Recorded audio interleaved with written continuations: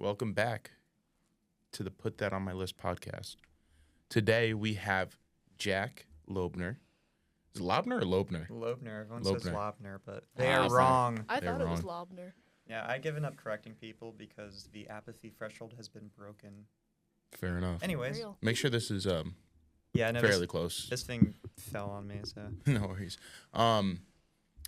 Yeah, so today, for context, Jack is also Ange's programming assistant with our e-board. Yeah, and the film Jack brought to us is a movie called The Father. It came out in 2020, and it is about this man. It's about this relationship this man has with his daughter, and the wow, not a great explanation. The man has dementia, and his daughter is trying to get him some sort of help, so she can continue on with her life and make sure that he's well taken care of. And it's told through his perspective, so it's a very interesting, unreliable narrative that we got going on. And as a stereotypical old man, he's refusing all assistance from his daughter, and he tries to understand what's happening around him. So, why did you choose this movie? I'm just a sucker for well-written stories, and I think this movie is a fascinating Gordian knot to untangle. There is a lot of character work in this movie, and there's a lot of things that the movie does for character, even through things like the set and like costumes. And usually I don't focus too much about this stuff when it comes to writing and stories, but there's a lot of very valuable writing that I think is very interesting to discuss, which is why I brought it here today. Yeah. Jack was telling me a little bit more. I just watched the movie last night for the first time, but before we started this, Jack was telling me a lot more of what went into the mise en scène, for those of you who don't know is everything and anything that you see on the camera. So that can be costumes, casting is a part of that, set design, all that kind of stuff. All that is assembled in the pre-production. So a lot of thought process and storytelling goes on through that visually. And we'll get into that a little as we go on. So let's just go around the table. I want to first ask Ange, what did you think of this? Well, when I first saw it, I was mad confused. And I sat there and I'm like, wow, I'm confused. Therefore, I hate this movie. But I sat with it for a little bit because I'm like, no, that's too mean. I can't. So I took time away from it. I looked up like a little like summary plot synopsis thing. And then I'm like, okay, I'm going to try watching it again. So I watched it again and I'm like, okay, maybe it's not that bad. Maybe it actually does make a little bit of sense. Like at first you can tell that the father has dementia. Like that is blatantly obvious like in the first like 15 minutes. But it's just the way it was written. It's just like, okay, I get it. You have dementia. I'm supposed to be confused with you. But at the same time, I want it to make a little bit more sense for my sake. Yeah. I totally get that because if you can't follow the story, it's hard to enjoy it, which is fair. That doesn't necessarily mean if it's good or bad. You couldn't connect with it because you couldn't understand it. But you did go back and watch it a second time? Nice. Yeah. That's so I'll go into my next question. Now, sorry, just to interject real quickly, this movie does play around a lot with contradictions, and normally I'm a big stickler for like contradictions in stories. A lot of times they are indicative of poor writing. However, these are contextualized not only through the dementia, but you're also given an objective answer. For instance, the father is told by his daughter that she is going to Paris, and then also told by her that she is not moving to Paris. You are given the answer that she is definitively going to Paris. However, he receives contradictory answers about this, which makes him confused, and it's just through his debilitating disease. Yeah. And, so like this absolutely is confusing, but there are answers to it, and there is a through line. You can understand it and follow it. Yeah. the contradictions serve a purpose to the story, and it makes sense given that, like we said, this is the narrator of the story, or the perspective we're seeing through is unfortunately has a disease or illness that affects your memory and your quality of life because of that. So before we really get into it a little bit more, this is a very sad movie. That was my first reaction. Yeah. I watched it and I finished it. I'm like, wow. That was that's a tough watch for, I'm sure, a lot of people. Yeah. But that last scene like got me. The first watch, that was like the one scene where I'm like, damn. I like felt for the guy really, really hard. Yeah. No, it's you can definitely pity him a bit. But you know,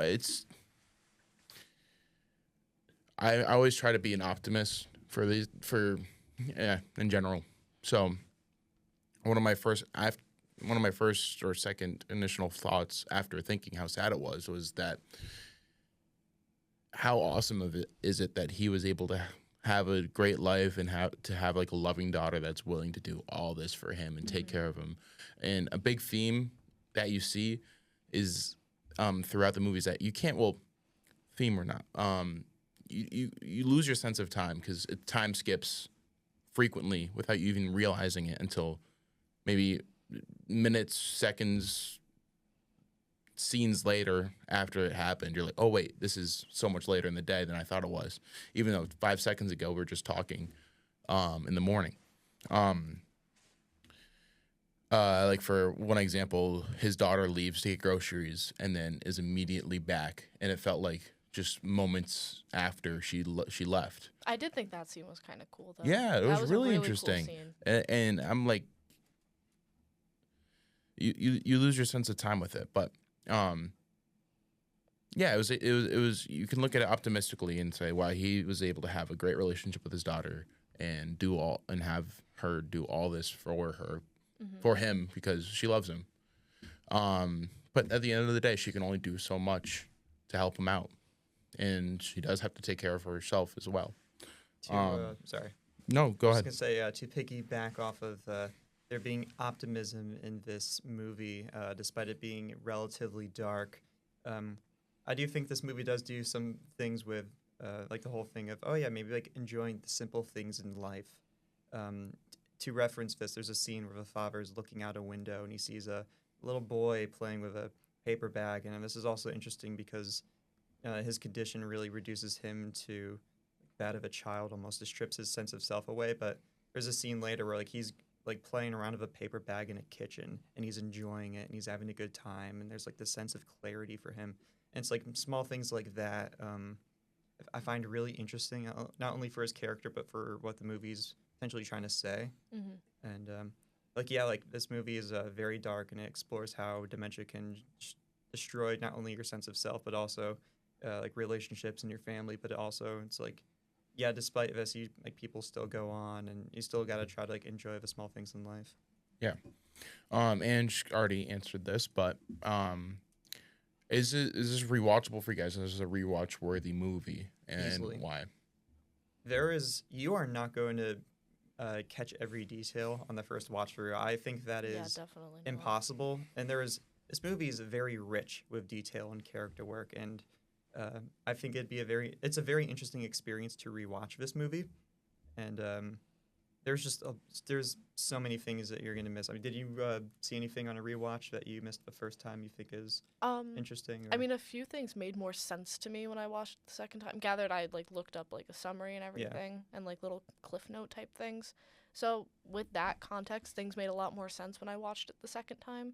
But honestly, if I gave it like a little bit more time, like after watching it for the second time, I would so watch it for like a third time to be like, oh, what else did I miss? What else did I not like follow properly? Yeah. I mean, I think you guys will agree with this. This is a rewatch movie. I mean, you guys already said this. This is a rewatch worthy movie, in the sense that you're going to get much more information, and a better appreciation or understanding for the story, the second, third, fourth, however many times you want to watch it. And that's different in the sense from maybe like a generic traditional movie where you want to rewatch it because it's fun. Like I love rewatching the Marvel movies because they're fun. They're cool to watch. It's got cool characters and cool fights, and I always resonate. And they're nostalgic for me. So not a lot of people might find this rewatchable because it's so it is tough to watch.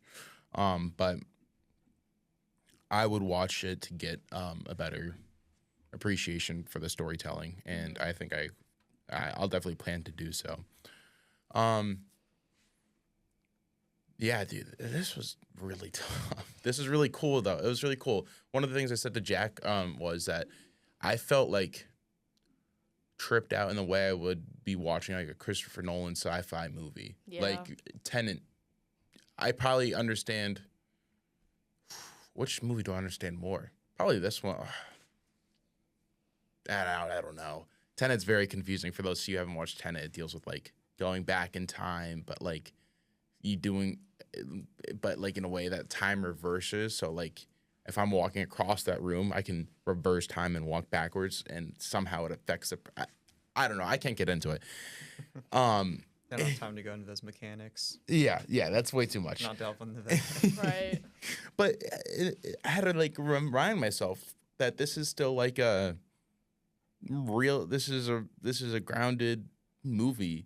This is not sci-fi. It's not fiction necessarily. I mean, it is in the fact that the story's made up, but more or less. But it Realistic fiction. Yes. Well, yeah. It's just realism. It's all psychological too. That's really Yeah. And it skips time, and then you're the one scene that really like just I'm kind of skipping ahead, but like to one scene to rule them all. This is what we talked about for Snowpiercer and Marty Supreme before that. This scene when what was his name? Anthony Hannibal Lecter. Yeah. When Hannibal Lecter comes into the dining room, and he catches his daughter and her lover, ex, whatever. the ex-husband James. Yes. Who he's mostly referred to Paul in this movie, even though he's not Paul. And what is their relationship? He's just like there helping her out with her dad. He is at the time, like for the whole continuity, he is her husband. Their relationship is being strained probably because of Anthony, who he abuses because he's an asshole. Oh, excuse me. No, it's okay. Excuse my French. Yeah. And I just blanked there. Sorry. Yeah, you're good. Whoever that guy, what his exact role is, assume it's her ex-husband that's still in the picture. They're having an argument, and it's about, you overhear it from from Anthony's perspective, Hannibal Lecter's perspective, that he's frustrated, or the ex-husband's frustrated about his Anthony's mental illness or the illness, and is trying to convince and the daughter to do something more extreme about it, like take him to a home because he needs professional help, professional care. And then they have this whole dinner sequence, and it's like, they have their conversation. But then after dinner's over, he walks back into the same conversation that they were having at the beginning, and it starts the scene all over again. Mm-hmm. And the way they did it so seamlessly is so impressive. Not only from a writing standpoint, but like editing too. I'm like thinking about the person who's in charge of continuity.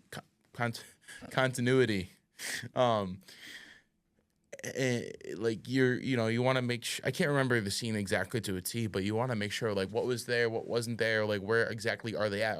Is this after dinner or is this before? You don't really know as an audience member, but they're keeping track of all this, and then like for them to physically film that in production must have been pretty. I can imagine the director being excited for that part. Oh yeah. And that really just defined this movie as like a confusing, but also like like you said, this can tarnish. Unfortunately, it tarnishes relationships to an extent. Like at the end of the day, the daughter can only do so much, and she knows she has to take care of herself too, and she chooses to take care of herself, but also take care of her father in the best way that she can. So I'll pass it to you guys. Like, what is your number one scene to rule them all? Just before I say that, really quickly, this movie can be confusing, but I don't think it's incomprehensible. In fact, one thing I do appreciate is they put Anthony kind of like in the place of the audience, because you're seeing his POV, and so he's as confused as you are, like when he's receiving contradictory information, or when the scene's changing on him, or when look, like the set has changed again, because it does that throughout the movie, and he's confused about it, and like just as you are, it's like, why is this happening? And I think it's a really interesting POV. But I'm actually gonna think about a favorite scene. But how about you? Take it away. I honestly really, really like the final scene on both of my watches, because it's that moment he's like, oh my god, like, I'm losing it, I'm falling apart. Like, he has that moment of realization, like, wow, maybe I am, like, not right, and I'm not, not everybody else is, like, in the wrong, like, I just can't comprehend these things. Because, he said this quote, yeah, he's losing his leaves, the branches, and all of that, and he's using all I this... have that written down. Yeah, exactly. It's such a Good cool stuff. line. I don't know. I'm really big into poetry, so I love, like, metaphors and stuff like that. I write poetry all the time, and that is just so, like, oh my god. Like, that, I lost it when I watched it for the first time, and I heard him say that, and he just breaks down how bad he wants He's his losing mom. all his pieces. Yeah, that how make bad him he wants whole. his mom, because, like you said, like, that scene where he's playing with the paper bag, he's resorting to his youthfulness because that's all he can, like, really find happiness in, because his current life is like, oh, I'm losing my mind, I can't do it. Yeah. So he resorts back to, like, youthful times and youthful habits, because that's the only thing that's, like, bringing him a form of comfort. So having him reach and, like, be like, Mom, I want you, Mom, at the end of the movie is just like, oh my god. I mean, yeah, I mean, like, most, at the end of the day, any man, like, guy, man, or boy, whatever, who's helpless, like, they're gonna cry to their moms. Right. And it also makes me think, like, what is the medical reasoning for that resort to, like, I don't want to say childishness, but, like, going back to your youth. I think the movie contextualizes that really well, if I may. Basically, like, his whole sense of self is stripped away, where he loses all of his memories, where really all that's left is just that core, like, fundamental childhood, like, experience, and, like, that's really, like, all he has left, because he's forgotten everything else. Like, he'll, like, mistake, like, even, like, random, like, woman he sees as his daughter, and he doesn't know, he believes he's still in his, when he's in the hospital, he still believes that he is in his home, and, like, everything about him is, he even asks, like, who he is at the end to the nurse. He has no idea who he is anymore, because this disease has taken everything that made who he was, and just, it's gone. So all he had left was just that base, like, childhood comfort, which is haunting. It kind of plays into the idea how people are like, oh, at the end of the day, everybody's a child at heart. It really plays into that idea. Yeah, that's a good point. But yeah, it's like, I just wonder, like, is physically, like, what's going on in your brain? Is that just, like, the last, like, memory save that you have to go back to or something? I don't know. I really don't want to makes you make think. this comparison that I'm, like, thinking about in my head, because it's kind of whack. Age regressors. Weird topic, but when you think about it, like, people who, like, have, like, that age regress mindset, they resort back to childhoodness, because I don't really understand it, to be honest, but, like, they resort to having that youthfulness, that, like, childhood mindset, because it brings them, they regress back to being a child because it brings them that source of comfort. It's like a form of escapism almost. So I don't know. Yeah. I'm not saying that Anthony's an age regressor, but it kind of, like, goes a little hand in hand. Yeah. It's a stretch. It's such a stretch, I know, but No, I mean, no, what you're getting at is, you're getting at them seeking comfort when they feel overwhelmed or helpless. Mm-hmm. And that feeling, I don't know if nostalgia is the right word, but just going back to like what you remember, going back to your core values are the building bricks of what makes you who you are. You're trying to go back and find all that. Yeah, it's definitely tough. Mm-hmm. Did you think of a scene? Generally, I default to the scenes between Anthony and his daughter Anne. I think that is the core of the movie, their relationship and how it just degrades, how like she just can't take any more of it, and like just seeing her father, who was once a very proud, strong man, for lack of a better term, and how he just degrades into like this childlike state, and how it like affects her and her life, and even things like her taking care of him, and he barely appreciates that. He thinks that Anne is trying to send him away to a home so she can have his flat, and he's even saying this when he's long been moved out of his flat and is living with her, but because like he's just so out of it, and we're even shown that because I just want to like say quickly, like the set is fairly consistent, but they keep changing like decorations and Mm-hmm. the walls. They become more blue and blue until they meld into this like hospital like color, and it's really interesting to see how the set changes and flips around. There's like a kitchen, a living room, like a dining room, and these all change. And the one thing that is, oh yeah, his office as well, which like it becomes Anne's office and it becomes his office again. You have all these flips. Like his bedroom is also like the one consistent thing about him, and it's like his safe like anchor. Like there's a few things like Yeah. that, like his watch.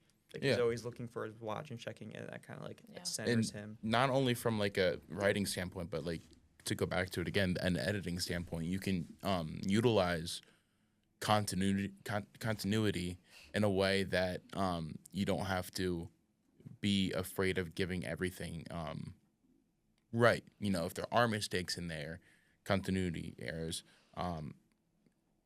it makes sense. It still serves a purpose. At the end of the day, like you can look past that, or you can just like purposefully make continuity errors and to try and convey that those feelings of confusion to the audience. And when I was first watching it, like in the first like opening bit, I was kind of confused as to like, is this just a guy who's like extremely manipulative and knows what he's doing? That was really early on, and also I was wondering, is this like, I was actively thinking, is this daughter a bad person? Is she selfishly choosing herself? Is that wrong? Is what I'm trying to get at. That's when you have to think like, or remember that the whole movie technically is taking place in his point of view of things. So you're gonna think that she's the villain because he thinks that she's the villain. Then you have scenes Yes. like him struggling to put on that sweater, and she helps him, and then he says, "Thank you for everything." Yeah. That's probably my favorite scene. Yeah, There we go. and- That's so good. And that's like It's the only time he thanks her too. Sorry. Yeah, no. Yeah, I forgot about one. That's a really important one too. And it's less of like what your favorite scene is, and like, but more of like what scene defines What do you what think the is movie best? is, or what what this movie is, and what you are saying is the relationship. It's at its core, and I think this is true too. Is the relationship between this father and daughter, and that's a really good scene that shows that. But yeah, in the beginning, you kind of don't know who the antagonist really is, or you're kind of James. confused. James. It's the ex-husband. And you brought it up earlier where it's like you were saying, "Oh, is Anthony, is he making all this up?" And James thinks that he is, and it's like, "Oh, every time he deals with the father, he's always taking a drink." Yeah, So, like, he's you never did. I noticed sober, that too. or like he's abusing him, he's slapping him because he thinks that all this is fake, that this is an act. And I think he is the antagonist of the movie, in like terms of the character for that, because like, he's not taking this seriously. He thinks he's not taking this like disease seriously. He's being abusive. He's just an all-around jerk. And And Do like, you? no, Anne is not a antagonist, not a No, really really good person. no. that's I shown think in this she's. movie. You can make an argument that she could also be a protagonist of the story. Yeah. Yeah, she is. Um, The and protagonist. that being said, what if I'm gonna ask you this? What if Anthony is an antagonist, or both an antagonist and protagonist? Because that can happen. Because not that he's intentionally doing it, but he is kind of stepping in his own way, He can, not out of choice, obviously. this But- is really going into semantics, but he can be antagonistic, but by virtue of him being the main character, he is a protagonist no matter what like the morality Yeah. is. Like Breaking Bad, like Walter White's the protagonist. Not a good person, but he's still the protagonist. Right, but You could say that he's the protagonist and then the dementia is the antagonist. Yep. yeah, make you that can look at it argument. that way for sure. Yeah, yeah, because like that, it's the disease, Mhm. and I guess that's It that is. Really, it's not him. He's not purposely doing that. But like at the same time, you know, an antagonist, while getting in the way of the protagonist, doesn't necessarily have to be evil. Mhm. It doesn't have to be a crazy villain. Yeah, there's like scenes where like he's saying, "Oh yeah, my my daughter Anne has memory loss, or she has a poor memory, or she's unintelligent," and he's saying this because oftentimes like the information he's receiving that we are seeing is like that's like contradictory. Like he thinks like she actually has a problem when it's really him, Mhm. and we understand that he might not even understand that like it's him Yeah, until much later into the movie, which I think is really interesting. I kind of like the personally, I kind of like the narrative that the Who is you? that protagonist that Anne is the protagonist and he is the antagonist slash protagonist. I don't know. We can go back and forth for it for a while because Right. there's a whole argument that in Infinity War, Thanos is the protagonist and Thor is the antagonist. We don't have to get into that, but it's just like interesting how like that can that can be subjective to an extent. On like who do you think is really, especially in this scenario, because you don't really know it's reality, but like it's like who is really suffering the most, I mean, so to say. protagonist by definition is just the character you're following, regardless of morality. So like Thanos is not the antagonist of Infinity War, and Antony is the protagonist of this film. But that's not ascribing any sort of morality or any of their actions. That's just a statement of fact. Like like this is the POV character we're following. Sure.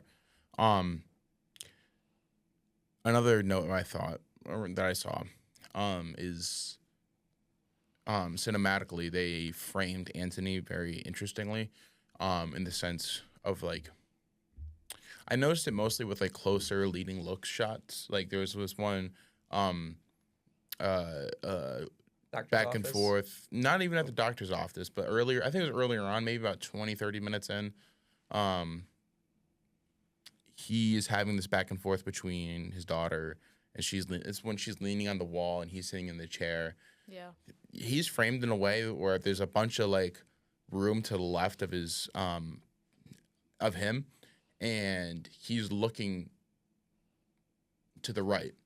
And that being said, he's looking at the wall of the frame. And I think that that makes you feel uncomfortable, like involuntarily. And it kind of goes into like his mental state, or like into his character a little bit. It kind of conveys a bit of his character. And I kind of want to go back and kind of really think about what is the exact intention behind the director there. Yeah, I mean, this movie does a very good job showing the degradation of Antony. Like him, like walking normally to him shuffling towards the end, or him wearing like these suits, and then his clothes generally just get more casual and casual until he's reduced to wearing just pajamas for the rest of the film. Yeah. Yeah. And like stuff like that. I think it just shows like not only just like for the costumes, but also just like his actions. Yeah. Like he's not the same person as he once was. Yeah. I definitely want to. Well, I'm gonna pivot to defending this movie because this is an interesting one review wise. Because I did a quick search before this of just online reviews. And what I found was that people largely just liked the film because it was too boring and they couldn't follow, which I can understand, but you're not really making an argument why it's a bad movie. It's just It's an hour and a half, Yeah. which is like Yeah. fairly short by today's standards. It is, and go back to Mise en Scène, it's filmed almost in one location. Any other location is very short, or not very like extreme. I don't even think we go outside like No, very No. much. Oh, I want to mention that the daughter's shown outside, but Anthony, he's never shown outside Yeah, once. he's always which trapped. is really interesting. Like he's trapped. Yeah, because like he's trapped. the in most his you get head. is him Yeah, exactly. in a car looking outside a window, but he's always inside. Yeah. And this must have been fairly cheap location wise because I'm sure they just made the sets right there and moved them around and had a lot of easy access to that. But that can also like translate it to being a potentially boring movie because there's not much action. Well, Yeah. Like yeah, whatever. Plebs. So the other argument that I saw for why this isn't a good movie is the fact that this isn't an accurate representation of what living with someone with dementia or any sort of mental disease like that. But I feel like that depends on the person. Yes, I'd say it varies. that's definitely. this could be we don't know at the end of the day. There's We no don't know. one set way of how it is to be living with someone Right. with dementia or taking care of. Yeah. You're not a doctor. You wouldn't know that. This reviewer clearly is. Right, let me listen to Rotten Tomatoes. Yeah. Like, It's actually IMDb. Same That's thing. not helping your case. Yeah, that is subjective too, because like it depends on the person with that disease. Is this probably a fantasized version of that? Yeah, but it's also meant to be so you can see effects the of it. extremes. Yeah. It's meant to be an extreme story, and also like to argue with whoever's saying that, like they're not the ones with it. They're the ones. They're Anne in that situation. Mm-hmm. And we only saw Anne. I mean, we saw Anne a bunch, but we never really saw much through her perspective. I think there's some scenes where you did see stuff through her perspective, where she was one-on-one with her ex-husband or another character. But even then, those scenes are so brief. Yes. Where you have the scene where she's imagining putting Anthony out of his misery. Yeah. And like at first when I watched, I was like, does she want to kill him? Like out of malice, but it's like, no. I took it was just inner frustration with, oh, this is my life now. My That life is too, now but- obligated to take But also care it's of like you. he's lost who he is. Like he's not like the same person he was, and it's like put him out of his misery for himself, also like for her as well. I think there is a bit of selfishness in that. Oh, yeah. Yes, 100%, and that's kind of what's eating at her, and that's where like we go back to what I was talking about earlier, and if like where I was asking like, is she good? Is she evil for this or not good for this, or is she should she be feeling this way? That's essentially like what I think a lot of the central question is of the whole thing, is to ask where is it okay for her to start taking care of herself a little bit more and prioritizing herself a little bit more, and that's. I mean, you can figure that answer out for yourself as you go on. But this is definitely one of the better and more interesting storytelling, I don't know, writing methods or just storytelling period that I've It's seen more in to a think while. about. It's Yeah. a great utilization of the medium. To go back film. to Tenet and Christopher Nolan, if I'm going to recommend this to anybody, which I would, but I would say it's a tough watch. Very good. You're going to be confused. Yeah. I would give those kind of warnings, but I would ultimately say, not to be corny or anything, just watch it and just feel it. Try not to understand it. Just feel it as you go. And that's what is a big theme in Tenet. Don't understand it, just feel it, and you figure I it think out. that's a cop out. I would advocate actually just turn your brain on and try to understand as much as you can, and you'll gain a greater appreciation for the story and what's going on. Like, yes, it is confusing, but there is a story there, and there are concrete, objective answers as to like all the contradictions and Right. stuff. And what I'm saying, I think you can still do that by just feeling it and just letting your mind take you instead of actively looking. Because if you're actively thinking, actively looking, you might lose or miss something that just happened. If you watch it as you go and just try to feel it and try to absorb it, that hopefully will come naturally for you. Can you say thinking about it would put you in the POV of Anthony, who's also thinking about what's going on, and it's confusing him, and it's making him disoriented and That's how I question felt. reality? That's how I felt watching, because I was thinking it. I was trying to understand it watching it. Obviously, I have a podcast. We have the podcast to talk about, which is not the same for all people. So when I was watching it, I was trying to understand this. I'm like, okay. This character's going to do this. This character's going to do that. Anthony's here. I'm here with Anthony. And then bada bing, bada boom. Where are we now? It's 8:00. Right. It's very interesting. And this was a really good film that you brought us. No. And, I would recommend this to a lot of people. But like I said, with any forewarning, and then it just really, for me, it made me appreciate life a little bit more, and all that comes with it.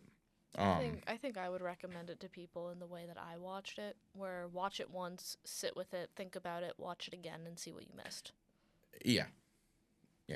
That's the way I would recommend it. It was a good movie though. I liked it. Yeah. I like that I had to sit and think with a movie, which you don't really get a lot nowadays. What, you don't enjoy the countless slop you're receiving? Consume product. Get excited for more product. I do not vouch Get ready for consumerism. Avengers Doomsday. I don't vouch for consumerism. Thanos is coming back. Oh, that's gonna be a clown show. That'll be fun to watch. Yeah, I'm excited. Ian McKellen's back, so I'm happy. I like Ian McKellen. He's great. He's gonna be in Hunt for Gollum, the new Lord of the Rings movie they're making as well. Are they making a new one? Yeah, it's probably gonna be bad too. Oh, jeez.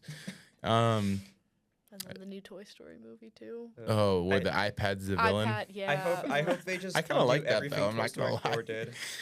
Toy Story 4 is abysmal. I hate that movie. Toy Story 3 was the perfect ending, and I'll stand by that. 1, 2, and 3 are it's just a good But trailer. you don't great like trilogy. how Woody just abandons all of his friends and his friends abandon him? No, and because the they were attack- running out of ideas. ideas. The villain just gets I have left not seen free after this movie. performing You haven't? vivisections 4. on people.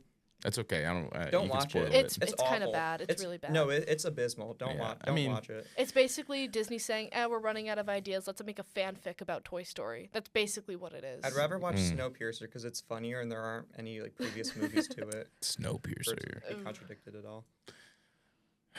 Is there any final thoughts you wanted to add from your 7 pages of notes, by the Yes, way? 7 And pages. if you Yeah, haven't that's picked up on it, ridiculous. Jack is a very analytical person when it comes Nerd.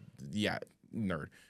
When it comes to storytelling specifically, and that in effect also movies. If you have an opportunity to talk to him about a movie take, he will probably disagree with you. And ask about his notes that he takes. No. I will substantiate that claim. I have a We lot of. see you in the booth. He will I have have, a lot if he's of watched the normie movie, he takes. will instantly give you a claim, evidence, and reasoning as to why Yes. you Full are thesis wrong essay. and or right. Full thesis essay. In APA so- formatting. Yeah, it's called a Perfect discussion. guest. Yes, It's discussion. not, I like the movie. Well, I didn't like it. Okay. Like no, like this story is good because X, Y, Z because the characters are well developed, or this is bad because of this contradiction or this inconsistency or blah blah blah. Yeah. And I think it's valuable to discuss both good and bad movies because then you can get a greater appreciation for stories. And that's especially what we good talked stories. about in our last episode. What was Snowpiercer? Snowpiercer. Snowpiercer. Oh boy, Well, it wasn't the Ooh. best movie. It wasn't a really good movie. pretty awful. In, like every But regard. you can learn so much about filmmaking and storytelling from it. Yep. Would I recommend it to somebody? Sure, it's a fun watch. They might like it. I think If a lot you're of people. high, yeah. Yeah. If I think there's some good things to appreciate of it, but we can go on and on about that. Appreciate the There's good one and good bad. scene, and it's Captain America saying it to a guy who doesn't understand English.